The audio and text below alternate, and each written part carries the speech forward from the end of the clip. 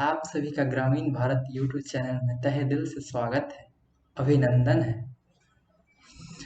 आज इस वीडियो में हम लोग जानेंगे कि various jobs eight TIF Tata institute of fundamental research में एक वैकेंसी आई है और उसमें जो बहुत सारे पोस्ट हैं जो इस प्रकार मेंशन है, जैसे कि administrative officer 1 post, scientific assistant 1 post, scientific assistant B 1 post, junior engineer electrical, administrative assistant, tradesman electrician pumping, clerk working assistant, machinery work assistant fitter. ये सारी वैकेंसियां हैं, लेफ्ट साइड में आप देख सकते हैं। सिमिलरली इसके लिए क्या क्या एलिजिबिलिटी होना चाहिए इन जनरल, यहाँ पे हमने कुछ एलिजिबिलिटी मेंशन कर दी है, जैसे graduate diploma and certificate course होना चाहिए, डिप्लोमा इन इंजीनियरिंग अगर आपके पास है तो भी एलिजिबल है, full time science graduate in physics electronics applied physics electrical discipline से हैं अगर आप ग्रेजुएट, तो आप साइंटिफिक असिस्टेंट के लिए एलिजिबल हैं। Diploma in civil engineering, diploma in engineering electrical engineering, या फिर एनी ग्रेजुएट भी हैं तो आप हैं। ट्रेडमैन के लिए, या फिर क्लर्क के लिए हैं। IIT अगर आपका है तो आप ट्रेडमैन के लिए एलिजिबल हैं। अगर SSC हायर सेकेंडरी स्कूल अगर आप क्वालिफाई हैं, यानी कि 10th स्टैंडर्ड के हैं, तो आप वर्क असिस्टेंट के लिए एलिजिबल हैं।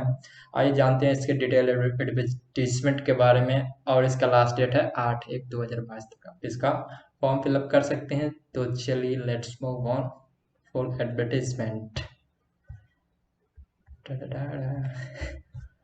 ये इसका फुल एडवर्टीजमेंट है, आप देख सकते हैं इसको अपनी निगाहों से अच्छे से। इस वीडियो के डिस्क्रिप्शन में आपको इस एडवर्टाइजमेंट का डाउनलोड लिंक दिया जाएगा, और वहाँ से आप इसे डाउनलोड करके अच्छे से देख के पढ़ के समझ के और उसके बाद आप अप्लाई कर लीजिएगा। ये वहाँ पोस्ट है, ये कितने पोस्ट पे वैकेंसी निकली उसका डिस्क्रिप्शन, इधर सैलरी का डिस्क्रिप्शन दिया गया है। उसके बाद पर पोस्ट के हिसाब से क्या क्या क्वालिफिकेशन होना चाहिए, क्या नहीं होना चाहिए, सारा मेंशन है। जैसे कि एडमिनिस्ट्रेटिव ऑफिसर के लिए आपको ग्रेजुएट होना चाहिए मैनेजमेंट एंड एडमिनिस्ट्रेटिव डिसिप्लिन से। उसके बाद आपको जो है proficiency in use of personal computer चलाना आना चाहिए थोड़ा बहुत। उसके बाद एक्सपीरियंस, यहाँ पे एक चीज़ समझ में नहीं आ रहा है मुझे, 5 year experience in level 8, level 9, level 10, ये क्या है पता नहीं। कुल मिला के थोड़ा बहुत एक्सपीरियंस भी होना चाहिए। अगर आपके पास कोई एक्सपीरियंस सर्टिफिकेट है कहीं किसी रिसर्च इंस्टीट्यूट में कहीं काम किए 1-2 साल किसी भी फिजिक्स रिलेटेड एरिया में, तो आपके लिए प्लस पॉइंट है। डिजायरेबल क्वालिफिकेशन है इसमें, application should have knowledge of government Indian rule etcetera, पढ़ लीजिएगा आप लोग अगर आप भरेंगे तो। Skill handling and writing official correspondence, knowledge of data management software, ये सब तो आता ही होगा अच्छे से आप लोगों को। उसके बाद scientific assistant B 1 post general category के लिए है। इसमें आपकी क्वालिफिकेशन होना चाहिए डिप्लोमा इन इंजीनियरिंग, 60% मार्क्स होने चाहिए उसमें, और जो सब्जेक्ट होगा वो है इलेक्ट्रॉनिक्स एंड कम्युनिकेशन इंजीनियरिंग। अगर ये नहीं है तो साइंस से ग्रेजुएट होना चाहिए इलेक्ट्रॉनिक्स में। उसके बाद कंप्यूटर की थोड़ी बहुत नॉलेज होनी चाहिए, knowledge of use of personal computer and its application, इतना तो सबको आता ही है अगर आप कोई मास्टर में हो तो। 2 year experience in diploma electrician, थोड़ा बहुत एक्सपीरियंस सर्टिफिकेट वाला बात है यहाँ पर भी। अगर एक्सपीरियंस है तो ठीक है, कोई दिक्कत नहीं है। नहीं भी है तो भी कोई दिक्कत नहीं है, चांस ले सकते हैं, भर सकते हैं, ज़्यादा पैसा नहीं लगेगा भरने में।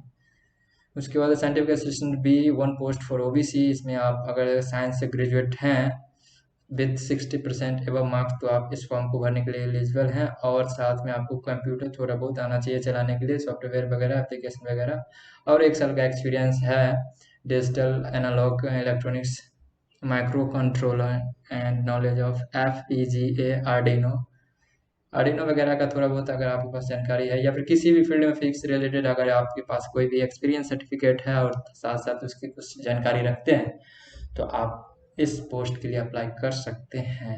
डिजायरेबल क्वालिफिकेशन मेंशन है, आप पढ़ लीजिएगा। पाइथन वगैरह सी लैंग्वेज वगैरह आना चाहिए। जूनियर इंजीनियरिंग सी के लिए इसमें सिविल इंजीनियरिंग से जो किए हैं वो भर सकते हैं, 60% से ऊपर नंबर होनी चाहिए। नॉलेज ऑफ पर्सनल इतना तो होगा ही। उसके बाद 2 year experience civil engineering public health activities during the construction work in the reputed organisation मतलब किसी भी रिप्यूटेड ऑर्गेनाइजेशन में आप 2 साल का एक्सपीरियंस अगर आपके पास है, कहीं काम किए हैं एज ए सिविल इंजीनियर किसी भी ऑर्गेनाइजेशन में, तो आप इस फॉर्म के लिए अच्छे से एलिजिबल हैं, भर सकते हैं एकदम।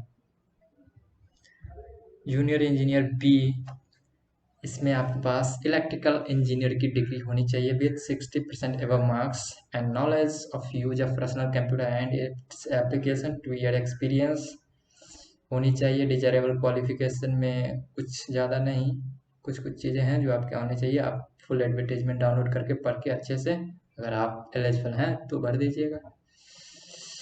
TIFR एक मोस्ट रिप्यूटेड इंस्टीट्यूट है इंडिया में, not in India, in world. काफ़ी अच्छी जगह है। अगर यहाँ पे आपका सिलेक्शन होता है तो ये बहुत ही गौरव की बात है। उसके बाद है ट्रेडमैन, पंपिंग के लिए है, OBC के लिए है। इसमें आपके पास अगर ITI सर्टिफिकेट है पंपिंग ट्रेड से तो आप इसके लिए एलिजिबल हैं। थोड़ा बहुत क्या कहते हैं एक्सपीरियंस होना चाहिए काम करने का, कैसे क्या होता है। उसके बाद है टेक्नीशियन बी है, इलेक्ट्रिकल है। अगर आप इलेक्ट्रिकल से ITI किए हैं और वो ITI इससे मान्यता प्राप्त है NCVT से, और 60% से ऊपर मार्क्स है तो भी आप एलिजिबल हैं। 2 ईयर एक्सपीरियंस होनी चाहिए थोड़ा बहुत।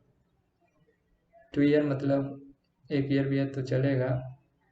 अब जब फॉर्म भरेंगे तो वहाँ पे देख लीजिएगा क्या क्या मांग रहा है, उसके अकॉर्डिंग देख लीजिएगा। उसके बाद क्लर्क के लिए ग्रेजुएट होना चाहिए, 50% एवं marks, knowledge of typing, typing आने चाहिए आपको। मिनिमम 35 वर्ड पर सेकंड, तो 35 वर्ड पर मिनट शायद लेता है, 1 मिनट में 35 वर्ड टाइप करना होता है। 1 ईयर एक्सपीरियंस इसमें भी है। क्लर्क ए के लिए पोस्ट OBC के लिए ग्रेजुएट यानी यूनिवर्सिटी किसी भी सब्जेक्ट से आप अगर ग्रेजुएट है थोड़ी बहुत टाइपिंग आती है।